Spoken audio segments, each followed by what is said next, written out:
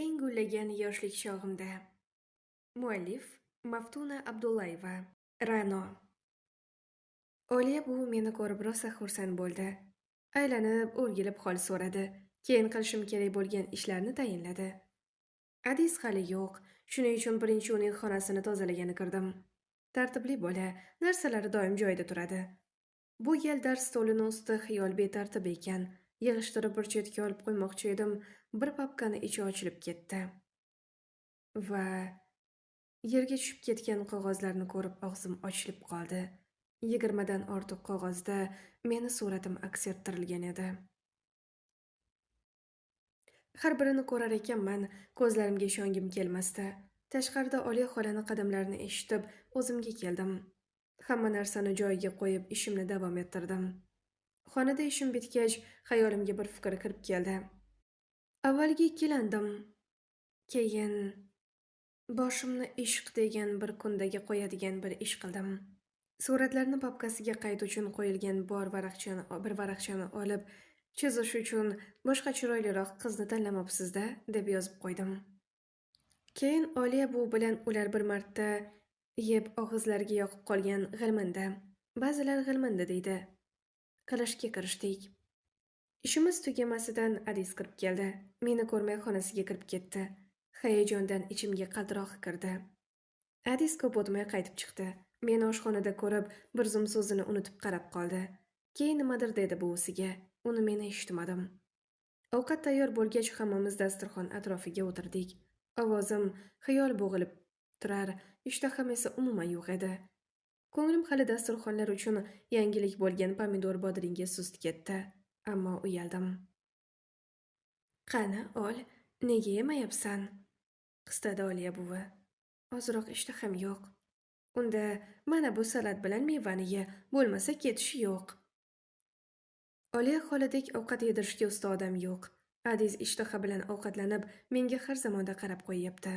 Ularnikidan kunni kech qilib qaytdim. Adiz xatni men ketguncha ko'rmadi. Qiziq, ko'rib nima qilar ekan? Adis. Ra'no ketgach uy huvillab qolganday bo'lib qoldi. U bilan bir uyda turishni o'zi ham menga yaxshi kayfiyat bag'ishlaydi. Faqat o'ziga gapira olmayman-da. Ha demay maktab tugasa, uni 3 oy ko'rmas ekanman. Shuni o'ylasam kayfiyatim tushib ketadi. 5-6 kundan beri qo'limga olmagan, uni suratlari turadigan papkani qo'limga oldim. Eshikni ochgan edim hamki, bir parcha qog'oz ko'zimga tushdi. Chizish uchun boshqa chiroyliroq qizni tanlamabsiz-da. Avvaliga gapni mag'zini miyam chaqmadi. Keyin kulib bosh chayqadim. Ra'no, sendan chiroylirog'i yo'q-da. Ra'noni menga yozgan bu xati kayfiyatimni birdan ko'tarib yubordi. Ra'noga navbatdagi xatni tayyorladim. Menga bir tabassum hadya et, ey yor. Nur tomsin lablaring sohillaridan. O'zing ayt, senday qiz yana qayda bor? Kipriklari uzun, kokillaridan. Shoir shu she'r xuddi menga atab yozgandek. To'g'risini aytsam, birinchi marta shu she'rni o'qiganimda kal qizlarga ham mos kelar ekan, ularni ham sochidan kiprigi uzun-ku deb aytganman oyimga. Oyim rosa kulgandi. O'g'lim, ba'zan tasavvurni ham ishga solish kerak degandi. Mana, oxirgi paytlar tasavvurim o'zidan o'zi ishga tushib ketdi. Endi Mohiroyga bersam bo'ldi. Ha, Majnun, yana xatmi? Dedi Mohiroy qoshini o'chirib. Pochta xizmati ham esingdan chiqmadimi? Yo'q, mana aytgan narsang. Mohiroy dangal qiz, shu paytgacha qilgan xizmatini bildirmadi ham, aytmadi ham. Evaziga mendan o'ziga kerakli biron narsani hech tortinmay so'raydi. Shamsiddin o'lguday tortinchoq, u shartdagi bir-biriga juda mos bo'lar. Ta'tilga chiqdik. Bu gal qaniydi ortga surilsa ta'til deb rosa xohladim. Ammo na iloj. Endi Adizni ko'rolmayman. Onam simsoxonada ishini to'xtata olmaydi. Men qo'shnilar bilan kun bo'yi dala ishiga ketaman. Ertalab onam sigirni sog'ib saramjonlaydi. Men uy ishlarini qilib choy tayyorlayman. Sahar ovqatlanib dalaga ketaman. Kun isimasidan tushgacha ishni bitirish kerak. Bo'lmasa issiqda ishlab bo'lmaydi. Yozda asosan o'rim ishlari bo'ladi. Kimdir hovlisini, kimdir kichikroq yer maydonini o'rdiradi. Quyosh chiqmay dalada ishlash ham mazza, havo biram toza bo'ladi. Faqat kunda o'roq solish 10 kunlardan keyin og'irlik qila boshlaydi. Qolish haqida gap bo'lishi mumkin emas. Kech tushgacha o'rnimga cho'zilib qolaman. Ba'zan birdan uxlab qolsam, ba'zan uzoq xayol surib qolaman. Qo'limga Adizdan kelgan xatlarni olaman. Oxirgi xatida men yozgan xatga javob yozibdi. O'zing ayt, sendek qiz yana qayda bor? Kipriklari uzun, kokillaridan. Xatda yana qizni soyali tasviri, kipriklari bilinib turibdi. Yonbosh bo'lib soyamga qaradim. Sal bo'rttirib yuboribdi. Har birini xuddi yangidan o'qiyotgandek bo'laman. Ammo ko'nglim osmonda yulduz uchgandek bir yorishib, keyin yana zulmat ichida qoladi. Iyul oyi kelganda bir kuni onam bir gap qilib qoldi. Oliya xola, o'sha daladagi ishni o'rniga menga yordamga kelsin, undan ko'proq pul beraman dedi. Ichayotgan choyim tomog'imga uchib ketay dedi. Nima deysan? Dalada yurgandan shu yaxshimasmi? Banka yopmoqchi ekan, hamma narsasi bor, bu ayolga nima kerak shuncha tashvish? Nima deysan? Borging kelmasa o'zing bilasan. Boraman, dedim xayolim chalkashib. Adis. Bugun Ra'no keldi. Quyoshga oppoq yuzlari biroz kuyibdi. Qo'llari qadoq, men bilan zo'rg'a so'rashib o'tib ketdi. Bu buvimning ishi. Biram yaxshi ko'rib ketdim ularni. Ayvonda o'tirib ikkisini qilayotgan ishini kuzatib o'tirdim. Ra'no juda chaqqon harakat qiladi. Bilmagan narsasi yo'q. Buvim onasini qattiqqo'l ayol deb aytgan edi, balki shuning uchun hamma narsani bilar. Ular hammasini qilib bo'lib tushlik tayyorlashdi. Bu gal Ra'no sal ochilib o'tirdi. Aftidan bizga asta moslashyapti. Ketishi oldi buvim to'ldirib bergan bozor xaltachasida xat solib qo'ydim. Adis, dedi bir payt buvim. Bor, qo'lidagini uyigacha eltib ber.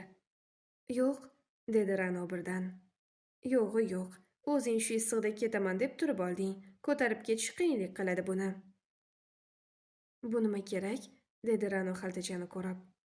O'zingdan katta gapirsa xo'p de. Qani ol Adis bor. Buvim har doimgidek gapini o'tkazdi. Otabekni havasi kelib yuradigan velosipedimni olib chiqdim. O'tiring, dedim orqaga ishora qilib. Yo'q, dedi cho'chib. Qo'rqmang, olib qochib ketmayman. Ko'rmasam ham sezdim, yuzlari qizarib ketdi. Qoqtish payti ko'chada hech kim yo'q, qo'rqmang. U noiloj orqaga joylashdi. Yo'l bo'yi jim ketdik. Nimalardir degim keldi, faqat gapira olmadim. Nima deyishni bilmasdim. O'ngga yurasiz. Mayin ovozda yo'l ko'rsatdi Ra'no burilishga kelganimizda. Bilaman, dedim. Keyin gapim o'zimga sal qo'pol tuyuldi. Uyingiz qayerda ekanini bilaman. U indamadi. Menga o'xshab gap topolmayotgan bo'lsa kerak. Aslida ichimda bir gap bor edi. Faqat buni yetib kelganimizdan keyin aytdim. Birinchi o'zingiz ochib ko'ring ichini. Ra'no ham sezdi nima demoqchi ekanimni. Issiq havodanmi, meni gapimdanmi yuzi qizarib ketdi. Men ko'zimni kepkamni panasiga yashirib jo'nab qoldim. Ra'no bir hafta uyimizga keldi. Faqat endi erta tongda emas, tushdan keyin kelardi. Atayin shu vaqtda uyda bo'lmayman. Meni xonamni tozalash uchun kelganida xat tashlab ketadi. 2 og'izgina. Men bu 2 qator gapni necha martalab o'qishimni bilganida bunchalik xasislik qilmas edimmi? Kech tushgach uyiga olib borib qo'yaman. Rahmat deb tushib ketadi. Hali ham yurak yutib bir narsa demasam ham har qalay oldida hayajonlanib duduqlanishim ketdi. Lekin u haliyam nigohlarini yerdan olmaydi. Oxirgi kuni bir nechta so'roq belgisini qo'yib xat yozibdi. Niyating nima degani bo'lsa kerak-da. Endi vaqti keldi menimcha. Yana xat bitishni boshladim. Bizni tilimizda yaxshigina mashhur she'rni tanladim. Men seni sevaman g'uncha labida. O'pichdek titragan shabnam misoli. Men seni sevaman kunning yuzida tundek eriyotgan bir sham misoli. Men seni sevaman. Ko'kka intilib, cho'qqaga osilib turgan qoyadek, men seni sevaman, o'zidek cho'chib, o'ziga berkinib yurgan soyadek. Men seni sevaman.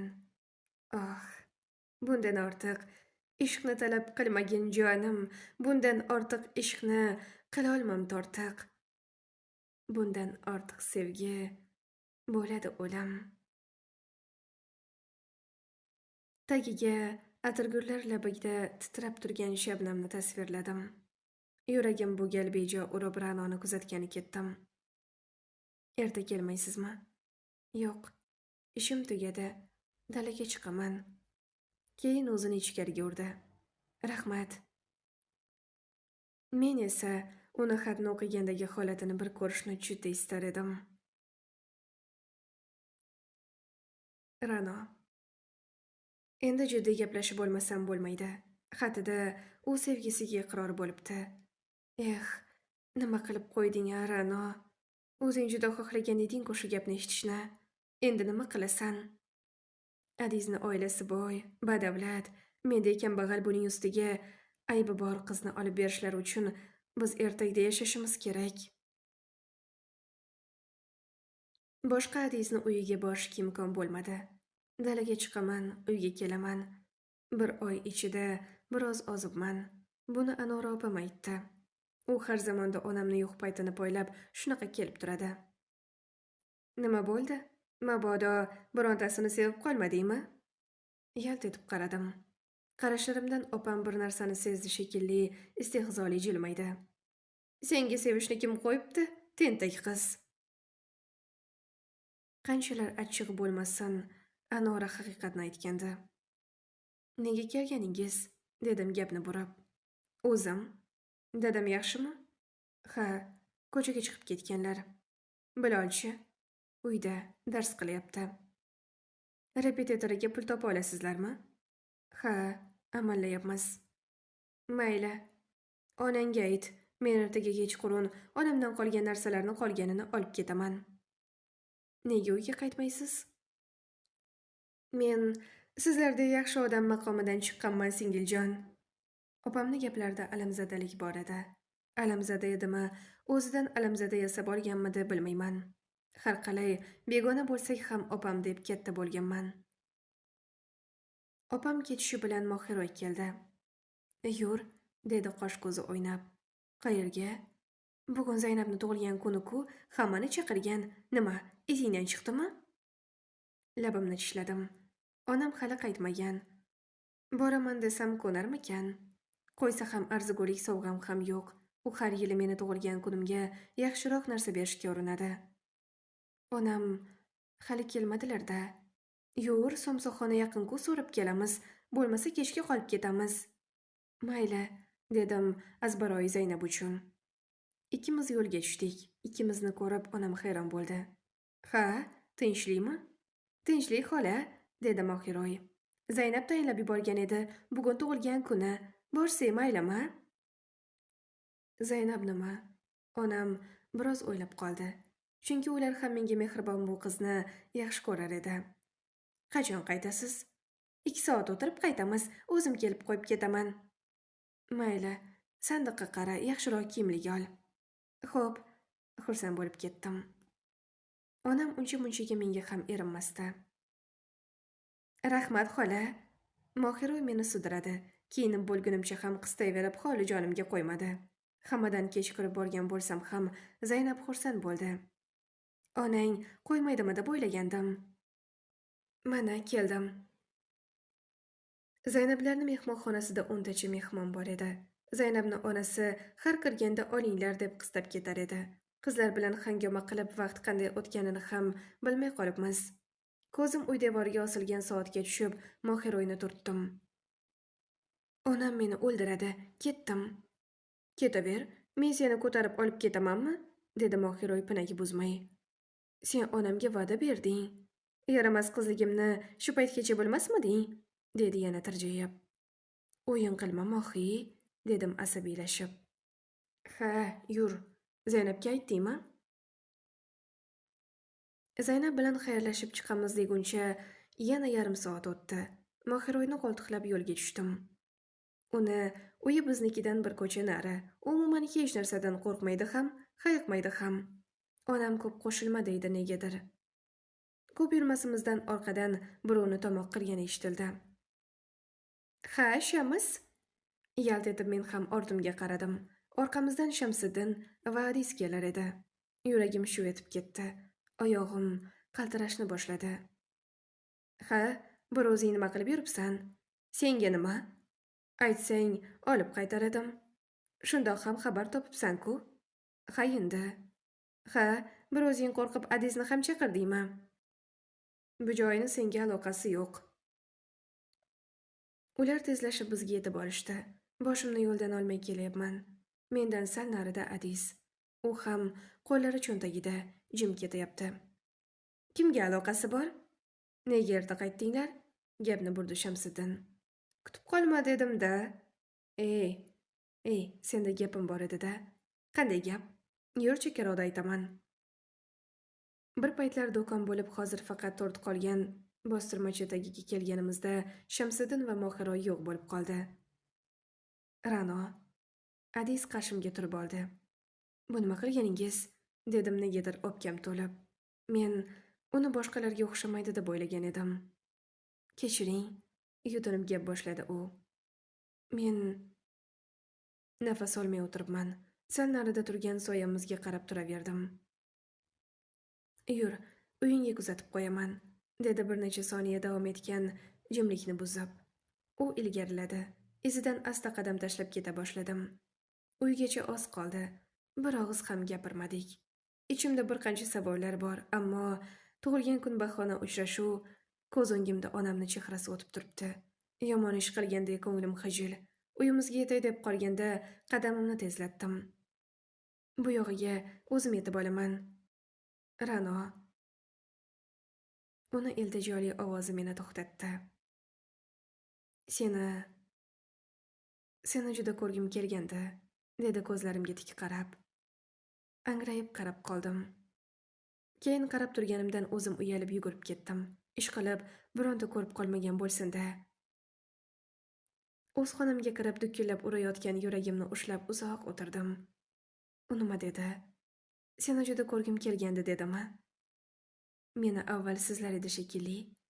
Sen deyishi qandaydir meni o'ziga yaqinlashtirgandek.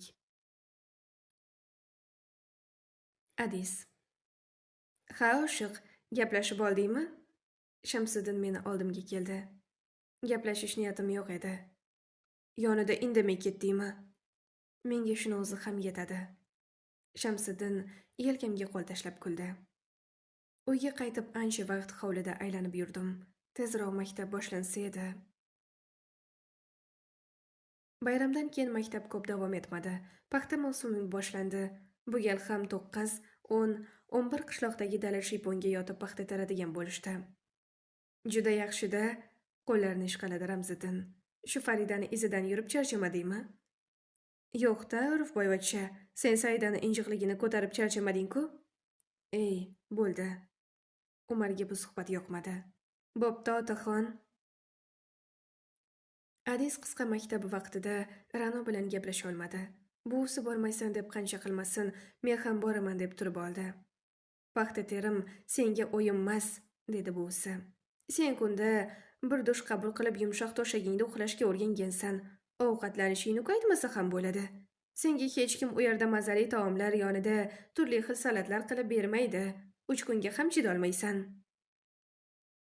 Adis jim tinglab turaverdi. Oliya xola bu uning fikridan qaytmaganini bildirishini bilar edi. Adisni buvasiga qo'ng'iroq qilib vaziyatni aytib berdi. Qo'yavering borsin. Men direktor bilan gaplashaman, pul o'tkazib beraman. Adis faqat borib kelib yuradi. Do'stlar bilan yayrasin mayli. Birinchi kuni tushgacha joylashish bilan o'tdi. Qiy-chuv bilan xonalarga joylashildi. Shiypon 10 dan oshiq xonadan iborat edi. Bitta ayvon ostida joylashgan 3 ta xonaga 2, 9, 10 va 10, 11 o'g'il bolalar joylashtirildi. Keyingi ayvon ostida o'choq ayvon va ovqatlanish joyi bor edi. Undan keyin ayvonda esa qizlar joylashtirildi. Tushdan keyin dalaga chiqib ketishdi. 10-sinfdan ko'pchilik chiqib ketgan va bitta sinf bo'lib qolishgandi.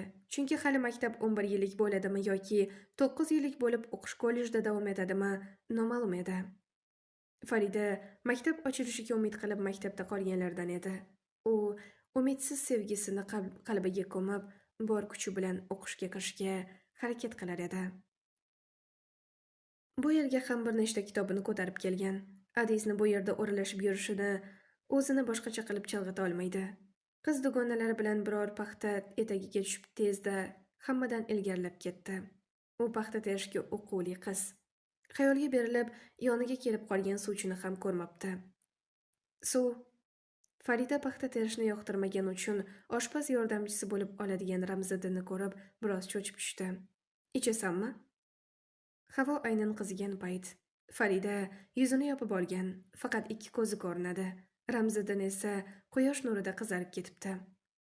"Bering", dedi Farida. Rosa chanqagan edi. Chapga qarab, charog'ini qondirib suv ichgach, "Rahmat", deb yana paxta terishga tutindi.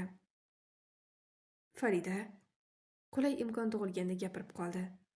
"Nega yo'q deyapsan? Men o'qiyman. Bunaqa narsalarga vaqt sarflamoqchi emasman." "O'qiyverasan. Men ham o'qiyman. Buni nima yomon tomoni bor?"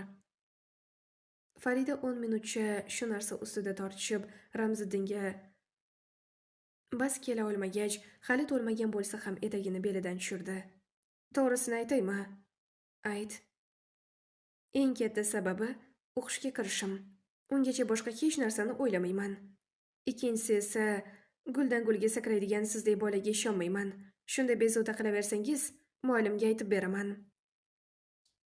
Qiz shunday deb paxta solingan etakni ko'tarib orqasiga yurdi. Ramziddin esa biroz qarab turib, suvlab yotgan bir ikkitasiga qarab ketdi. Farida 3 marta paxta to'kkan etagini egat boshiga chiqarib qo'yish bahonasi yana ham Ramziddinni uzoqlashtirdi. Bir etagi bo'lgan paxtasini ustiga o'tirdi. U o'tirgan joydan 9-sinf paxta terayotgan joy shundoq ko'rinib turardi. O'rtani kichikroq ariqcha va tutlar ajratib turadi. Faridani to'g'risiga suv bak qo'yilgan ekan. Shu tarafga yuzini ro'mol bilan o'ragan ikki qiz kela boshlashdi. Suv ichish uchun yuzlarini ochishganda tanidi. Ra'no va Zaynab. Ra'no nimadir deb Zaynabga jilmaydi. Farida ichida hasadga o'xshagan bir narsa g'imirladi. Buncha chiroyli bo'lmasa bu qiz, hatto paxta dalasida ham tuproqdagi durday ajralib turibdi. Zum o'tmay yonlarida Adis paydo bo'ldi. Uni bekorga orqasidan Shahzoda deyishmaydi. Bunaqa kelishgan yigit boshqa yo'q maktabda. Yana ko'chada yurgandek yangi sport kiyimini kiyib olibdi. Farida uni etagiga qaytayotgan Ra'noni izidan qarab qolganini biroz kuzatib o'rnidan turdi. Negadir yig'lagisi keldi. Ra'no. Adis bir necha kundan beri zimdan kuzatib yurgandi. Mana, bugun yuragidagini to'kish uchun mard bo'lib kelibdi shekilli. U yoq bu yoqdan gapga tuta boshladi. Oldinlab ketgan edim, bizdan orqadagi hamma ko'rib turibdi. Adis, dedim qo'limdagi ko'rakni o'ynab. Mendan nima xohlaysiz? Men haqimda gap qilishlarini xohlamayman. Qanday gap? Yo'q narsa uchun meni xayolimni buzmang. Bor narsa bo'lsa-chi? Agar sizni bilmaganimda meni mazax qilyapti deb o'ylagan bo'lardim. Ammo sizga bog'liq bo'lmagan narsalar ham bor. Ra'no. Uni ovozi o'zgardi. Senga bu jamiyatda, bu hayotda yozilgan qoidalarga bo'ysunmaydigan, odamlar nima deydi demaydigan, bir umr so'nmay yona oladigan tuyg'ular ham bo'ladi desam ishonasanmi? Ishonmayman, dedim ko'zlariga ilki bor tik qarab. Menga yaxshi bo'lsin desangiz, meni tinch qo'ying. Adis xo'rsindi. Unda ishonguningcha kutaman. Adis orqasiga qaramay shaxtam yurib ketdi. To'g'ri qilding, dedim o'zimga o'zim. Paxtani yaxshi teraman. Bu mavsumda yaxshigina pul ishlab olaman. Birin-ketin paxta puli berilishi ishtiyoqni yana ham oshiradi. Qo'lga tushgan pulni uyga yetkazaman. Boshqa qizlardan ko'p ham uyga kechalikka ketmayman. Chunki ertalab qaytib kelguncha 1 soatcha vaqt yo'qotiladi. Achchiq bir iztirob bilan sentyabr oyi o'tib ketdi. Endi tong sahar biroz nam egatlarga tushamiz. Tushgacha ertalab kiyib chiqqan qalin kiyimlarimizni bitta-bitta yechib chiqamiz. Bugun ertalabdan xursand qilib oylik berishdi. Pulni ko'pincha ro'molga o'rab, belimizga bog'lab olamiz. Qizlar hazil-huzul bilan ish boshlashdi. Meni xayolim parishon. Chunki kecha kechqurun oshxonada navbatchi bo'lganim uchun idishlarni yuvayotsam, oldimga Adis keldi. Ustida o'ziga yarashib turgan sport kiyimini cho'ntagiga qo'lini tiqib, kepkasini bostirib kiyib olgan. Ichimga titroq kirdi. Hech narsa demay meni biroz kuzatdi. Sal turib boshqa qizlar ham kelib, bizga g'alati nigoh tashlab qo'yishgach, o'yin damay ketdi. Biz haqimizda allaqachon bir-ikki gap chiqqan, faqat meni kasalim hammaga ma'lumligi uchun ko'p ham e'tibor berishmadi. Adiz nima qilib yurgan ekan? Dedi Donoxon qosh shimirib. U xat voqeasidan beri meni uncha yoqtirmay qo'ygan. Bilmadim, dedim qo'limni chayib, kosalarni ko'tarib xonamizga qarab yurarkanman. Shahzodani ko'ngli qurbaqaga tushganini ko'r, dedi ortimdan Donoxonni dugonasi Zarifa. Labimni tishladim, ammo qaytib aytadigan biron gapim yo'q edi. Hozir ham o'sha gap ta'siridaman. Hech kim bilan gaplashkim kelmay ilgarilab ketdim. Aslida ham kamgap bo'lganim uchun menga ko'p ham e'tibor berishmadi. Shipondan uncha uzoq bo'lmagan joyda paxta teryapmiz. Kech tushgach hamma och qolib, o'zini tarozi tomon urib, juft-juft bo'lib keta boshlashdi. Meni paxtam ko'pligi uchun qizlardan ajralib qoldim. Tarozidan bo'shab narsalarimni olay desam, lop etib esimga ustimga ertalab kiygan jenferim va ro'molga o'ralgan pulim tushdi. Xayol bilan jenferimni yechish uchun ro'molni ham yechib, o'sha yoqqa tashlab qaytib olmaganim yodimga keldi. Yuragim shivillab ketdi. Axir 5 kunlik pulim. Shoshib tushgancha paxta tergan etagim tomon keta boshladim. Oldida suv baki qo'yilgan edi. To'g'risida qorni o'radek tutib bor edi. Nafasim tiqilib yugurdim. Mana o'sha joy. Bakni suvini to'kib tashlab olib ketishgani uchun shu joydan bo'lib yotibdi. Egat oralab keta boshladim. Yo'q, topilmadi. Qaytishda keyingisidan qaytdim, chunki ikkita egat olib tergandim. Ko'zim tinib ham ketdi, lekin har tugul topdim. Xursand bo'lib ikkovini bag'rimga bosib, atrofga qaradim. E'tibor bermabman, atrof zimistonga cho'mibdi. Qadamimni tezlatdim. Ammo men hali egatdan chiqib ulgurmay, hatto tarozi oldidagilar ham ketib qoldi. Yuragimga vahima to'ldi. Baqirib chaqirishdan foyda yo'q, jonim boricha yugurdim. Ammo hali paxta dalasi tugab yo'lga chiqmasimdan birov itarib yuborganday uchib tushdim. Adis. Bugun Otabek bilan poyga o'ynab paxta terdik. O'lgudek charchadim. Baribir undan qolib ketdim. Paxta terish senga o'yin o'ynash emas, dedi ustimdan kulib.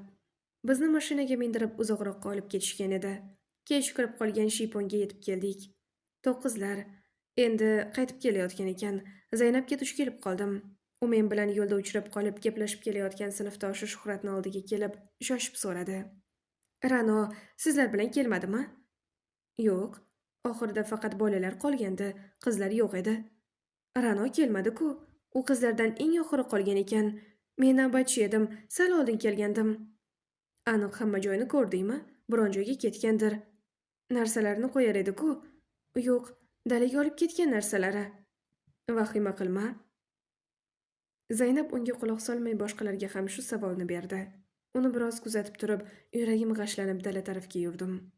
Hamma charchagan, hech kim sezmadi qayerga ketganimni. To'qqizlar biz o'tgan safar birinchi terimimizni tergan dalaga borishgan ekan, o'sha yoqqa yugurdim. Keyin qo'limdagi telefonimni fonarini yoqdim. Yo'ldan qayrilib dalaga burildim. Ra'no, dedim baland ovozda. Ra'no. Baqirgancha keta boshladim. Shu payt tutpanasidan bir sharpa uchib chiqdi. Jin ajina degan narsaga ishonmayman, ammo bu sharpadan o'takam yorilib ketdi. Sal qolsa baqirib yuboray dedim, ammo sharpa chiqishga chiqib yiqilib qoldi. Ra'no, dedim fonar yorug'ida uni tanib oldiga borib. Nima bo'ldi? Oyog'imni yomon qayirib oldim, dedi hiqillab. Aftidan rosa yig'lagan. Hozir seni ko'tarib olaman. Yo'q, dedi u qo'limni itarib. Jinnimisiz? Jinnimasman. Qanday ketasan? Ra'no o'rnidan turib yurmoqchi edi, bo'lmadi. Og'riqdan ingrab yubordi. To'xtamasam bo'lar ekan. Shu joygacha og'risa ham yurib kelgandim. To'xtagandan keyin bosolmay qoldim. Yig'la deyman. Qo'rqib ketdim, dedi u yana yig'lamsirab. Yuragim bir o'rtanib ketdi. Biroz qarab turib, shartta ko'tarib oldim. Voy, qo'yib yuboring. Unda ertalabgacha shu yerda qolamizmi? Muallimga telefon qiling, bironta mashina bordir. Zaryad o'lib qoldi. Aldamang. Yo'q, axir fonar ham o'chib qoldi-ku. Baribir, birov ko'rsa nima deydi? Javob bermay ketaverdim. Qo'yib yuboring. Siltanma, o'zi og'ir ekansan. Adis. Zaynab allaqachon hammani oyoqqa turg'izgandir, seni izlab yurgan edi. Shiponda chiroq o'chdi, dedi Ra'no. Uff, oyim telefon qilaman degan edi. Qo'yib yuboring, charchadingiz. Mayli, orqamga engashib olsang yaxshi bo'lar edi. Tushiring, balki kimdir kelib qolar. Javob bermay yana biroz yurdim, ammo charchadim. Buni sezgan Ra'no pitirlab tushib oldi. Mayli, ozroq dam olay. Ra'no yerga o'tirib oldi. Chiroq o'chib, hamma o'zi bilan o'zi bo'lib qolgandir. Ha, ozgina shunday o'tirsak qaytaga yaxshi-ku. Ra'no oyog'ini ko'rgan bo'lib gapimga javob bermadi. Yomon og'riyaptimi? Bosolmayapman-da. Qo'rqma, ko'tarib olib ketaman. Yo'q, undan ko'ra shipondan birontasini aytib keling. Bir o'zingni tashlab ketibmi? Hecham-da. Men sizni juda kam gap deb o'ylagan edim. Qorong'uda ko'rmasam ham jilmaydi menimcha u hozir. Ha, meni yaxshi bilmaganing uchun ishonmayapsan. Jimlik biroz davom etgach o'rnimdan turdim. Opichlab olib ketaman. Yo'q, qo'limda ko'tarib ketay desam, biroz sekin ketamiz-da. Ra'no jim. Ra'no, men shu yerda qolaman. Bironta arava bo'lsa topib keling. Ra'no, mayli, unda ertalabgacha shu yerda qolaman. Men bilanmi? Ra'no, oyog'ing og'riyapti axir. Bu qiz o'lsa ham aytganimni qilmaydi. Mayli, sal qiynalsam ham qo'limga olib ketaman. Indamay borib ko'tarib oldim. Adis, qo'yib yuboring. Oyog'ini tipirchilatganda oyog'i og'rib ketishi shekilli oy deb yubordi. Jim ket. Ra'no qimtinib keta boshladi. Shiponga yaqinlashib qolganimizda u yoqdan faralar yonib mashina burildi. Tushiring, dedi Ra'no yana jonlanib. Asta yerga qo'ydim. Zum o'tmay mashina bizga yetib keldi. Mashinadan o'takasi yorilgan o'qituvchilarimiz tushdi. Yo'l-yo'lakay bor gapni bilib ikkimizni ham urishib berishdi. O'z boshimchalar, dedi menga yomon qarab 9-sinfni sinf rahbari. Meni shiponga tashlab Ra'noni shifokorga olib ketishdi. Xonaga kirsam, sinfdoshlarim menga xo'mrayib qarab qo'yishdi. Oshiq yigit oshib ketyapti, dedi Po'lat. Nima qildim? Qizni gapga qo'yding, dedi Umar. O'qituvchilarga aytishing kerak edi. Nega o'zing chopib ketding? Sen qayerda-yu, u qayerda, dedi Sherdor. Bo'lmagan gapga nima qilasan kalla qotirib? Fe'lingni bilganim uchun aytayapman. Gapga Ramziddin qo'shildi. Hamma narsaga jiddiy qaraysan. Bo'lmasa ko'ngilxushlik deb qo'ya qolardim. Hech kimga javob bermay o'rnimga cho'zildim. Senga gapiryapmiz, dedi Bunyod. Aftidan yaxshigina muhokama bo'lgan. Gapir. Orif meni turtdi. Men, dedim dona-dona qilib. Ra'noni sevaman. Menga hech narsani va hech kimni gapini qizig'i yo'q. Hoy, ovsar, sen bu yerda bir umr qolmaysan, ketasan-ku. Boy oilani bolasi shu qishloqdan bo'lgan qizni boshingga urasanmi? Po'lat, men aytadigan gapimni aytdim. Buni tommi ketgan. Sherdor qo'l siltadi. Umar jim. Otabek esa ahmoqqa qaragandek qarab qo'ydi. Shamsiddin masalaga juda chuqur kirgani ham yo'q, buni yashirmadi ham. Hali gap to'yga borguncha og'aynilar kim bor, kim yo'q, nechiga kirdilaring. Hamma gap shunda-da. Bu tentakku hozir Ra'noni tanlasa, bu butun umr voz kechmaydi, dedi Bunyod. Undan keyin bizga nima qilibdi? Masalan, meni saydiga niyatim jiddiy. Ana, Umar ham Gulolani aldab yurgani yo'q. Bo'ldi, qo'l siltadi Umar. O'z holiga qo'ying. Keyin hamma bir-bir meni yaxshi ta'riflar bilan siylab chiqib ketishdi. Ajab bo'libdi, dedim orqalaridan. Ra'no. Dala shiponimizga bir hafta o'tib qaytdim. Oyog'im paxta terishga vaqtincha yaramas ekan. Lekin men uyda ham o'tira olmasdim. Shuning uchun qiynalyapman degan 11-sinfdagi oshpaz Azimaga yordamchi qilib qo'yishdi. Har qalay bu ishga oylik to'lashadi. Undan keyin men shu ishga o'tishim bilan shipondagilarni oyligi oshdi. Bu albatta Adizning ishi, chunki uni buvasi Adiz do'stlari bilan shunchaki yurish uchun oziq-ovqat taraflama qarashib turgan edi. Keyin o'zi ham shiponda tez-tez kunduzlari paydo bo'ladigan odat chiqardi. Ikkimiz haqimizda allaqachon yaxshigina gap bo'lalagan. Hatto dugonalarim tap tortmay Adiz haqida mendan so'ray boshlashdi. Ammo bu gal jahlim chiqmadi. Adiz aytgandek qo'l siltab qo'ydim. Birga bo'lar. O'sha kundan keyin o'zimni hislarimni boshqara olmay qoldim. Endi Adizni ko'rsam, o'zimni hislarimni yashira olmay qoldim. U esa hamon jim. Faqat endi oshkora kuzatishga o'tgan. Buni hamma, hatto o'qituvchilar ham sezib qolgan. Faqat boyni erkatoyiga indashmayapti. Undan keyin nima deb ham deyishsin. Qarash jinoyat emas. Ammo narsalarim orasida har zamonda xat paydo bo'ladi. Qiziq, uni sinfdosh qizlar orasida bir josusi borki, men bila olmayapman. Tug'ilgan kundan keyingi ishidan keyin Mohiroymi deb o'ylab qolaman. Ammo kim bo'lsa ham ishini bildirmay qoladi. Oktyabr oxirlarida bizni qaytarishdi. Endi kunlik chiqyapmiz. Bizni 10-sinf bilan 11larni o'zini chiqarishadi. Maktabga yig'ilgan paytimizdagina Adiz bilan bir-birimizni ko'ramiz. Bugun yer tozalash bo'ladi, dedi Kobir muallim. Hamma bir joyga. Yer tozalashda paxta poyasidagi hamma narsani shilib olish degani. Paxta oxirlab qolgani uchun ko'proq o'yin bilan o'tadi kunimiz. Aralashib egitlarga tushildi. Birdaniga hazil mutoyiba, ko'rak yotar, fol ochish boshlanib ketdi. Bizni qizlar ham vaqt tushlikka yaqinlashib qolganda o'tirib fol ochishga tushdi. Ko'rakdan fol ochish uchun 4 talik ko'rakni topish kerak. Ko'raklar ochilganda 4 chanoq yoki 5 chanoq bo'lib ochiladi. Keyin ikkita palachasiga yigitning ismini bosh harfi, ikki palachasiga qizning ismini bosh harfini yozib, birin-makkatin asta ikki tarafga ochiladi. Agar ichidagi paxta uzilmay chiqsa, qiz va yigit bir-birini sevadi. Agar paxta u yoqda yoki bu yoqda qolib ketsa, sevgi ham o'shanda bo'ladi. "Ma", dedi bir payt sinfdoshim Charoz menga fol ochilgan ko'rakni otib. 3ta ochdim. Uchovida ham sen sevmaydi chiqding. "Sevadi", dedi Soliha. "Shunda yigitni sevmaydimi?" "O'zi ham senga shunday qarab turadiki", dedi Mohiroy. "Men chidab tura olmasdim." "Nima qilarding?" hayron bo'ldi Ma'rifat. "Shartta olib qochib ketar edim", sharhlab kuldi Mohiroy. "O'li, bema'ni", dedi Zaynab. "Sendan tuzuk gap chiqmaydi." Qizlar kulib chalg'ib ketishdi. Men esa qo'limdagi ko'rakka qaradim. Xayolimga ammamni gapi keldi. O'ylansa ham xotin qo'ygan o'ylanadi. Meni hayotim bu qizlarniki kabi orzularga boy bo'la olmaydi.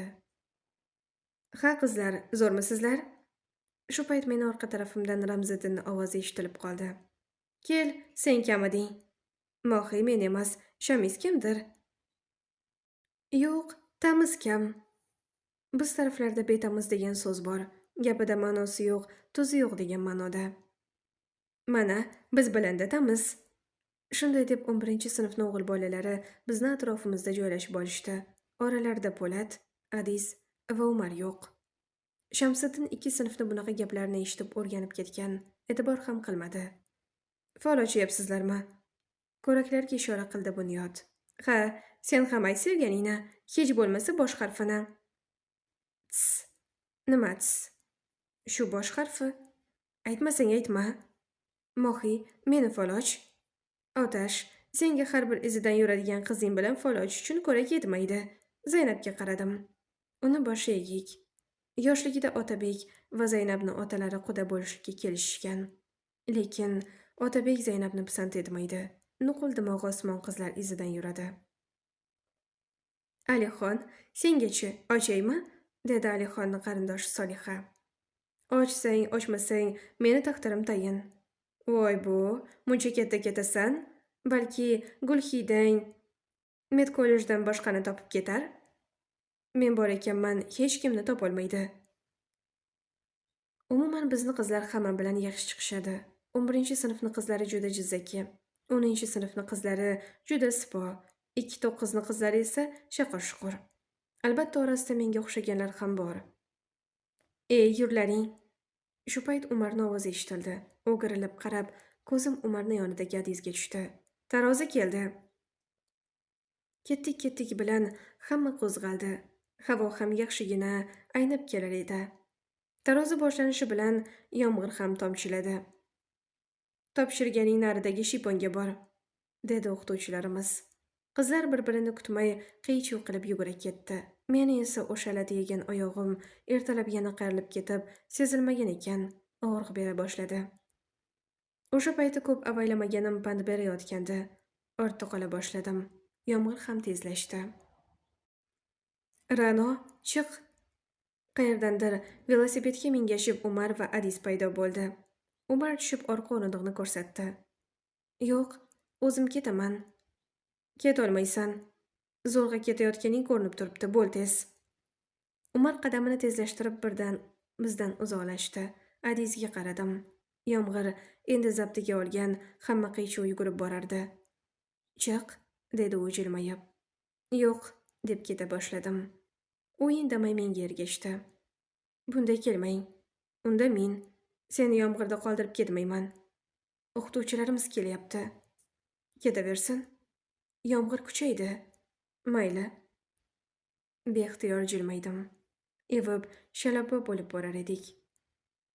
Kulsang juda chiroyli bo'lib ketasan, dedi u menga nigoh tashlab. Adiz, keta qoling. Mingashsang ketaman. Oxiri bo'lmadi. O'qituvchilardan ham deyarli hech kim qolmadi. Bunday ketib bo'lmaydi.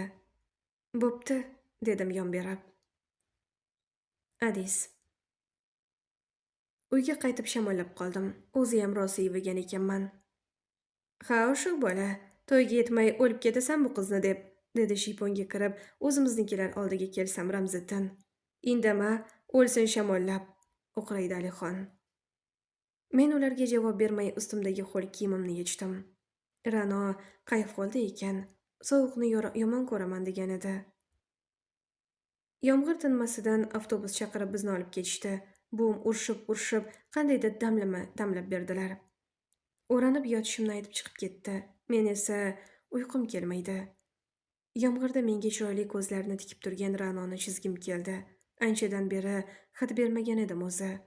Ishim bitgach qizib kelayotganimni sezib, o'rnimga kirdim. Shu bilan 5 kun uyda qoldim. Do'stlarim kelib, ustimdan rosa kulib ketishdi. Rameo, Jo'letdan paxtaga chiqib ketdi. Seni cho'zilib yotishingni ko'r, shaharli olifta. Biz qishloqilar bilan tenglasha olmaysan. Yana allambalolar. Ra'no kasal bo'lmabdi. Shunisiga ham shukr. Yana maktab tez orada ochilishini aytishdi. Dalama-dala sarson bo'lish hammani joniga tekkan. Shu sabab buvim birayo'la maktabga chiqasan deb turib oldi. 11-noyabrdan 2-chorakni boshlab oldik. Davomi bor. Muallif Maftuna Abdullayeva, ijrochi Rustamova Nozimaxon.